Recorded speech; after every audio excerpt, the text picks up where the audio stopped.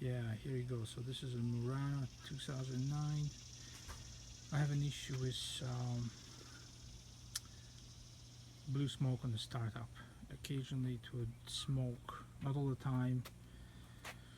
So I'm taking it apart, and here's what I found out. So there's a throttle body. Inside the throttle body you can see there's oil. So that means oil gets sucked into the engine somehow, and it probably gets burned on when the car starts. And again, not all the time, but it does happen. So I think that's probably the issue. I already replaced the PCV valve just now.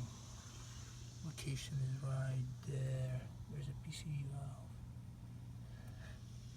That might help, but it looks like the older one was not clogged at all. So anyway, I'm going to continue disassembling it, and I will check the rear valve cover that is right beside the firewall.